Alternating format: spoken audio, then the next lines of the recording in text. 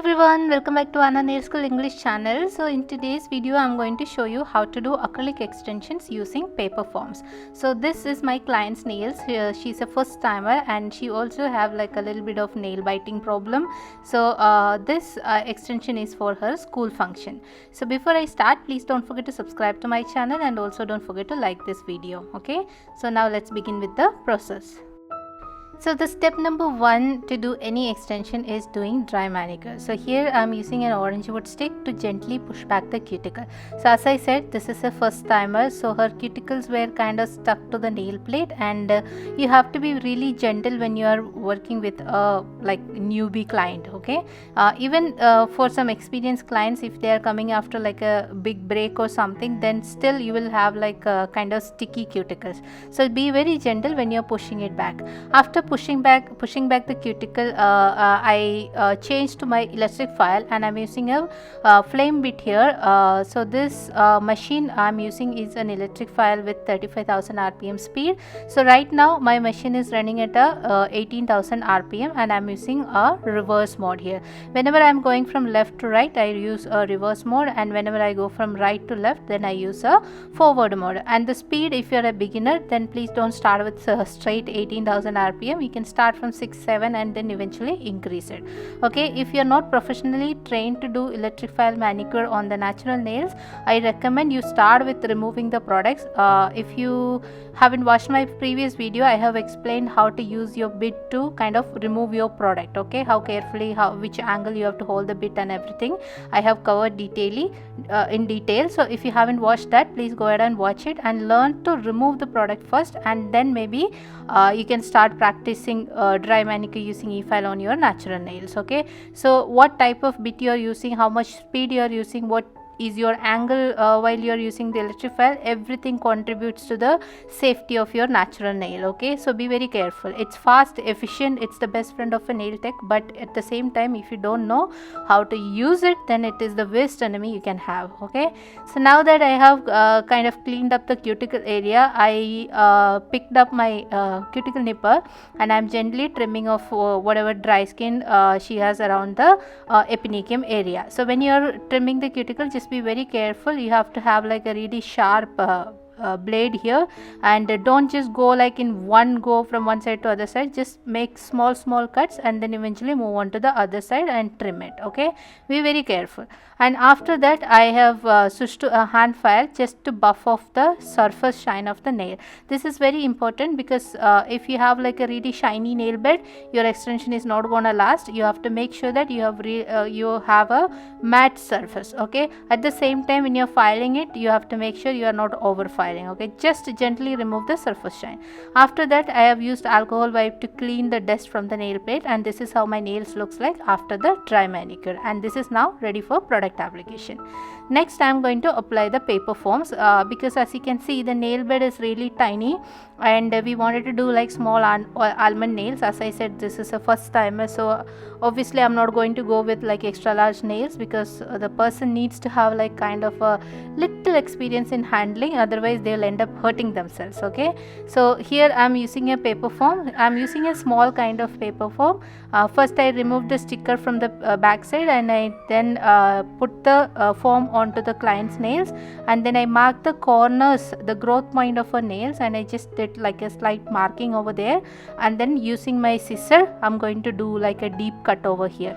I'm doing this because when I fold or mold the forms onto the nails, I need the form to like curve nice and gentle. Okay, so that's why I do that cut. And after that, making sure my form is center aligned, and then I gently close it. And at this time I ask my client if she's like feeling the tightness around her free edge area. That's very important. It has to be really tight around the free edge area, and at the same time there shouldn't be any gap between your nail plate and the foam, and the foam should be really tight and nice. Okay, and also remember not to hurt the client when you're putting the foam. Okay, because underneath the nail we have hypeniculum, which is very sensitive, so you have to make sure you are not hurting. Okay, so after that I picked up an acrylic bead, I placed it around the free edge area, and using my brush I'm gently patting it down side to side, just creating the free edge, the length and the shape of the nail that I wanted to go for.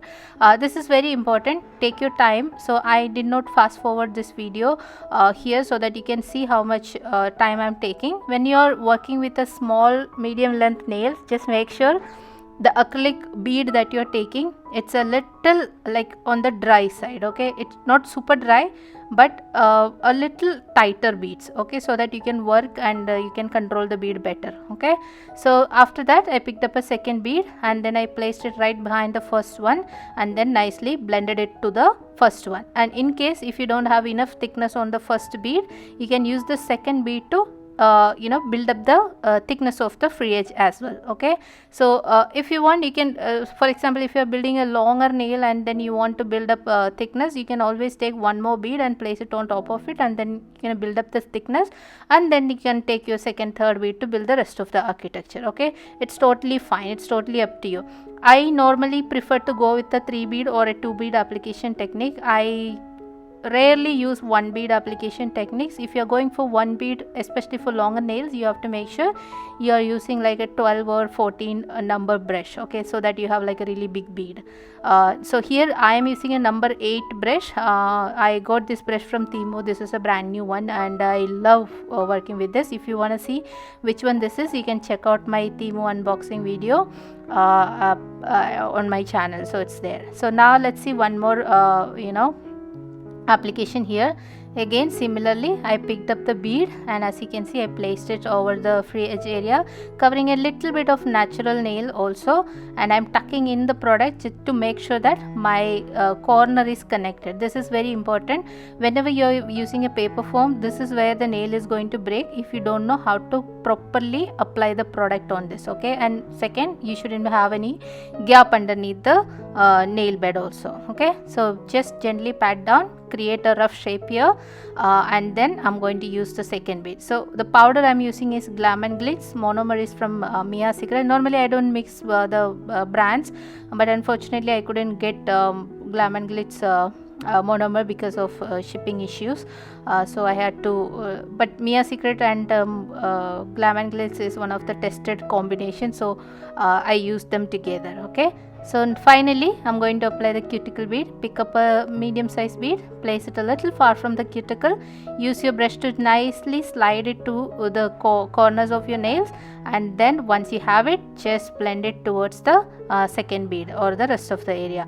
Okay, just be very gentle when you are blending, and make sure you are not flattening the apex area. That's where people make mistakes. In case if you want to learn how to do apex formation properly, do let me know in the comment section. I'll create a separate video just for the apex formation. Okay, now that we have completed application on the on all the nails, I'm just gently removing the paper foams. All you have to do is just open it, pinch it, and it comes off nice and smooth. Okay, for certain clients the glue becomes really like tight. If that is the case, just be very extra gentle. Okay, and then I'm using a 100-180 grit hand file here to file and reshape it. Sorry, this is a 120-150 grit, I guess.